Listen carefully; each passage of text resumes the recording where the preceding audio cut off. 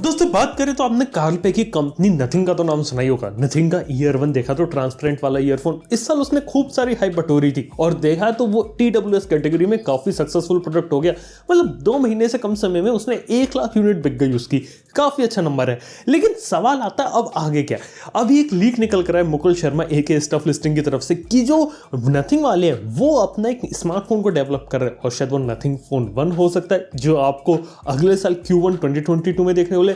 चलिए पीछे की पूरी कहानी क्या चल रही है आज इस वीडियो में पता करते हैं और वीडियो पसंद आए तो लाइक कर देना, चैनल को सब्सक्राइब कर देना। सबसे पहले बात करते हैं नथिंग कंपनी के बारे में। ऑलरेडी कंपनी काफी अच्छी तरीके से स्टैब्लिश हो गई, 1 साल कंपनी पुरानी है, OnePlus से निकल कर आई थी और OnePlus का जो कोर DNA था वो इसके अंदर पास ऑन हो चुका है और OnePlus तो ओप्पो बन चुकी है, वो तो आप जानते हो। लेकिन बात करें नथिंग की तो अब लग रहा है जो नथिंग वो धीरे धीरे स्मार्टफोन बनाएगी, ये सारी बातें हमें पता थी और मैंने भी अपने पास वीडियोस में बताया कि हाँ नथिंग का स्मार्टफोन आएगा।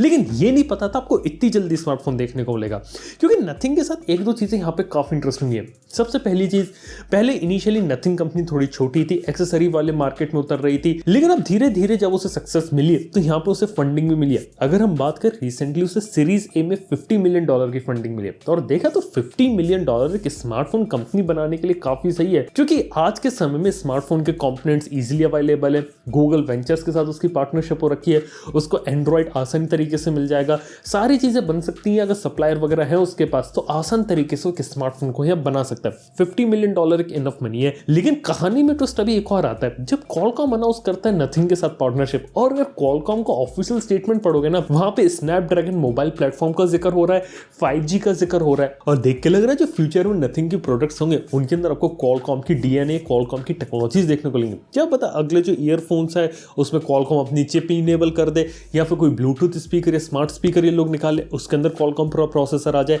या फिर कुछ लोग तो ये भी कह रहे हैं कि नथिंग वालों की तो वॉच भी आ सकती है, नथिंग वॉच 1, और उसके अंदर जो क्वालकॉम का जो प्लेटफॉर्म है वेयर प्लेटफॉर्म उसके ऊपर आ जाए। तो हाँ ये चीजें हो सकती है।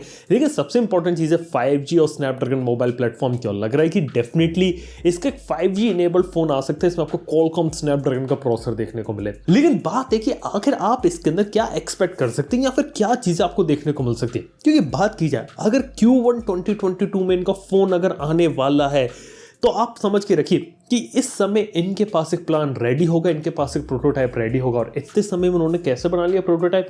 वेल क्या आप लोगों को बात मालूम है कि नथिंग कंपनी ने शुरू होने पर ही इन्होंने कंपनी को एक्वायर कर लिया था जो कि एसेंशियल थी। एंडी रूबिन याद है, जिसे एंड्रॉइड का फादर कहा जाता है, क्रिएटर कहा जाता है, उन्होंने कंपनी शुरू कर दी थी एसेंशियल, उसका फोन निकाला था एसेंशियल फोन। वो इतना खास चला नहीं था, लेकिन बात है कि उस कंपनी में खास बात ये थी कि वो डिजाइन एस्थेटिक्स पे काफी ज्यादा फोकस करते थे, काफी ज्यादा प्रीमियम चीज आपको देखने को मिलती थी। और लग रहा है यही सारी चीजें नथिंग के अंदर उठ के आ सकती है। क्योंकि बात की जाए तो एसेंशियल कंपनी का जो फोन था वो ओवरऑल सिरेमिक डिजाइन के साथ था, प्रीमियम था, फर्स्ट नॉच वाला फोन आपको देखने को मिलता था और देखने से फ्यूचरिस्टिक काफी अच्छा लगता था फोन। इवन बात की जाए तो एसेंशियल के काफी सारे प्रोडक्ट्स ऐसे थे जो कि मार्केट में रिलीज ही नहीं हुए थे। जैसे कि बात करें प्रोजेक्ट जेम की, वो सिर्फ बन के रह गया था प्रोटोटाइप के फॉर्मेट में, और इस टाइप की काफी सारी चीजें उनके पास ऑलरेडी तैयार थी। तो डेफिनेटली नथिंग इन सब चीजों का यूज कर सकती है और एक यूनिक डिजाइन एस्पेक्ट जो रहता है ना, जो ऑलरेडी हम नथिंग ईयर 1 में देख चुके हैं, सिर्फ वही चीज को यहाँ पे इंप्लीमेंट कर सकते हैं। जैसे कि बात करें लोगों का कहना है कि ट्रांसपेरेंट फोन का, मेरे को लगता है कि ट्रांसपेरेंट फोन आएगा लेकिन वो अकेला फोन नहीं होगा, मल्टीपल कलर, मल्टीपल डिजाइन, कुछ इंटरेस्टिंग चीजें देखने को मिलेंगी फोन के अंदर। और जो ट्रांसपेरेंट एडिशन होगा वो एक स्पेशल एडिशन के रूप में आएगा, क्योंकि हर किसी को शायद ट्रांसपेरेंट फोन पसंद नहीं आए। वेल बात करें तो ट्रांसपेरेंट मोबाइल कोई नई चीज नहीं है। Xiaomi ने देखा तो काफी पहले अपने फोन्स के एक्सप्लोरर एडिशन बनाए थे जिसके अंदर जो बैक पैनल था वो ट्रांसपेरेंट देखने को मिलता था। नूबिया कंपनी याद है, नूबिया का भी रिसेंटली रेड मैजिक आता है, उसके अंदर भी ट्रांसपेरेंट बैक है। यानी कि ट्रांसपेरेंट बैक वाली चीज कोई नई नहीं है, काफी ज्यादा पुरानी। और लग रहा है कि एक स्पेशल एडिशन ये लोग निकाले नथिंग वाले, क्योंकि ट्रांसपेरेंसी से काफी ज्यादा लगावे, तो ये चीज मिल सकती है। तो डेफिनेटली लग रहा है कि एसेंशियल की टेक्नोलॉजी और डिजाइन फिलॉसफी को लेके ये अपना फोन डिजाइन कर सकते हैं और लुक्स वाइज अपने आप को अलग दिखा सकते हैं। क्योंकि देखा है कि नथिंग ईयर 1 का one of the key aspect जो था वो था उसका डिजाइन और लुक्स, और यहाँ पे लोग खेल सकते हैं। चलो डिजाइन लुक्स के बारे में बात हो गई, लेकिन अगर नथिंग अगर फोन निकालने वाली इसकी कीमत क्या हो सकती है? अब चलो इसके बारे में बात बता सकता हूँ कि OnePlus 1 जब आया था तो वो अपने आप को अपर मिड रेंज कैटेगरी के अंदर लाया था, और उस समय अपर मिड रेंज कैटेगरी क्या होती थी पता है? वो होती थी 20,000 रुपए का सेगमेंट। 20,000 रुपए में वन प्लस वन आया था। अब आप लोग सोच रहे कि 20,000 रुपए में नथिंग अपना फोन निकाल ले, यार इसके होने की प्रोबेबिलिटी काफी कम है। वन प्लस वन के टाइम से अभी तक टेक्नोलॉजी इवॉल्व कर चुकी है, चिप शॉर्टेज चल रही, कंपोनेंट्स के प्राइसेस इंक्रीज हो चुके हैं, तो लग नहीं रहा कि 20,000 की रेंज में लोग फोन डिलीवर करेंगे। मतलब नथिंग के बारे में इतना बता सकता हूँ, ना तो बिल्कुल ही बजट में खेलेंगे, ना ही बिल्कुल ही प्रीमियम जाके लड़ेंगे जैसे वन प्लस लड़ रहा है, सैमसंग लड़ रहा है, आईफोन लग रहा है, वहां पर नहीं।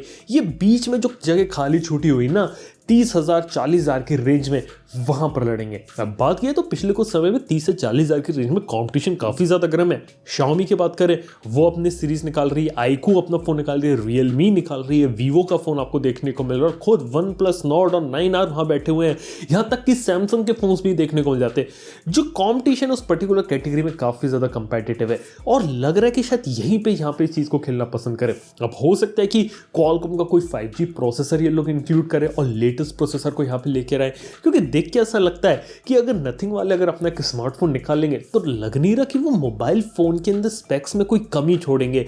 जिस प्राइस पॉइंट पे वो निकालेंगे ना, उस प्राइस पॉइंट पे आपको सबसे अच्छी स्पेसिफिकेशन देखने को मिलेगी, ये चीज मेरे को लगता है। क्योंकि नथिंग का जो फोन होगा वो मेरे को लग रहा है जैसे नॉर्ड 1 आया था ना, वो प्रोजेक्ट भी जो आया था ना, वो भी कार्ल पे ने ही लीड किया था और उससे उन्हें एक आइडिया मिल गया था कि 30,000 के आसपास का एक अच्छा फोन ये लोग बना सकते हैं और मार्केट में बेच सकते हैं। बस उन्हें सही सही चीजें चाहिए और सारी सही चीजें सही टाइम पे फोन के अंदर डाल दो तो परफेक्टली वो अपना फोन मार्केट में निकाल सकते हैं। और देख के यहाँ पे ऐसा लग रहा है कि जैसी लर्निंग उन्होंने वहां पर ली थी वैसी ही लर्निंग को यहाँ पे लोग कंटिन्यू रखना चाहते हैं और उसी फिलॉसफी को आगे बढ़ाना चाहते हैं। और लेकिन इसका मतलब ये बिल्कुल भी नहीं कि जैसे वन प्लस का फोन था एज इट इज कॉपी होने वाले हैं, नॉर्ड का जो फोन था वो ही कॉपी होने वाला है, ऐसा नहीं है। आपको एक ओरिजिनल डिजाइन देखने को मिलेगा, ओरिजिनल चीजें देखने को मिलेंगी फोन के अंदर और कुछ डिजाइन में चेंजेस ऐसे देखने को मिलेंगे जो इसको थोड़ा सा यहाँ पे यूनिक बनाएंगे। और डेफिनेटली बात करें इंटरनल स्पेक्स भी काफी अच्छी देखने को मिलेगी। लेकिन मैं पहले बता दूं, यहाँ पे आप कोई भी फ्लैगशिप वाली प्रोसेसर एक्सपेक्ट नहीं कर सकते, जैसे 898 हो गया 5G वाला, ये सब नहीं। मेरे को लग रहा है 800 सीरीज में जो उसके नीचे का प्रोसेसर आएगा या फिर जो हो सकता है स्नैपड्रैगन 870 का सक्सेसर हो, इस टाइप के किसी प्रोसेसर के ऊपर जाना पसंद करेंगे, क्योंकि top of the line processor लेंगे, कीमत काफी ज्यादा इंक्रीज हो सकती है और कंट्रोल करने के लिए इसी चीज को रखें। और शायद Qualcomm वाले भी यहाँ पे इसे सपोर्ट करे तो हो सकता है एक अच्छा हार्डवेयर स्पेसिफिकेशन वाला आपको फोन देखने को मिल जाए जहां पे किसी भी टाइप की कोई कॉस्ट कटिंग नहीं की गई इन टर्म्स ऑफ हार्डवेयर। लेकिन इसी के साथ ही नथिंग के पास एक और हथियार होगा यहाँ पे जो मेरे को लगता है वो होगा नथिंग का OS। अब नथिंग OS के बारे में तो ऐसे कोई ऑफिशियल कंफर्मेशन, कोई इंफॉर्मेशन नहीं है, लेकिन मैं आपको बता सकता हूँ ये काफी हद तक वैसी रिजेंबलेंस रखेगा जो एक जमाने में ऑक्सीजन OS हुआ करता था। काल पे को भी पता चल गया है कि ऑक्सीजन OS कलर OS बन चुका है। अब जो ऑक्सीजन OS के फैंस थे उनको कलर OS मिलेगा तो वो चीज उन्हें पसंद नहीं आएगी, वो लोगों को कोई नई चीज चाहिए होगी, वो लोग कहीं और मूव करेंगे और नथिंग उनके लिए काफी एक अच्छी चीज हो सकती है। नथिंग में आपको प्योर स्टॉक एंड्रॉइड दिया जा सकता है, लेकिन उसके ऊपर कुछ एडिशनल फ्लेवर, कुछ एडिशनल चीजें डाली जा सकती है, जैसा उन्होंने ऑक्सीजन OS के साथ किया था।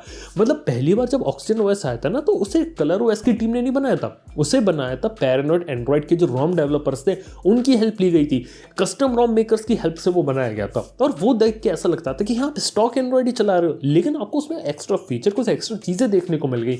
अब यही चीज यहाँ पे कंटिन्यू हो सकती है। एंड्रॉइड 12 जो गूगल रिलीज करी, जो पिक्सल में आ रहा है, वैसा का वैसा आपको इंटरफेस देखने को मिलेगा, लेकिन कुछ ऐसी चीजें जिससे वो अपने आप को थोड़ा स्टैंड आउट कर सके सॉफ्टवेयर के अंदर, यानी कि क्लीन प्योर एंड्रॉइड तो देखने को मिलेगा, लेकिन माइनर चेंजेस के साथ जो लोगों को यहाँ पे पसंद आए। और ये सॉफ्टवेयर के कुछ फीचर्स ऐसे होंगे जो इसके लिए एक सेलिंग पॉइंट की तरीके से काम कर सकते हैं। वेल फिलहाल के तौर पे सिर्फ मेरा एक गैस कह रहा है। और एक चीज यहाँ पे एक और कोर फोकस हो सकता है, वो हो सकता है कैमरा को लेके।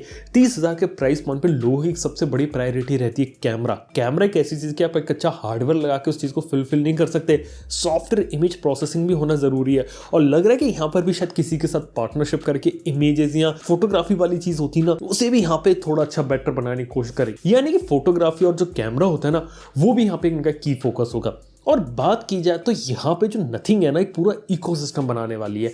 और जब भी कोई कंपनी अपना इकोसिस्टम बनाती तो सेंटर में उसके जो प्रोडक्ट होते हैं ना, वो होता है स्मार्टफोन और साइड में उसके एक्सेसरी चलते हैं। अब वो अपना एक्सेसरी लेके आ गए, मार्केट में चल के 1 लाख यूनिट बिक गए, काफ़ी पॉपुलर हो गया। लेकिन अब बारी है उनके मोबाइल फ़ोन की और दूसरे प्रोडक्ट्स की। ऑलरेडी नथिंग पावर 1, ये भी पावर बैंक की जो ऑलरेडी यहाँ पे इसका लीक वगैरह हो रखा है।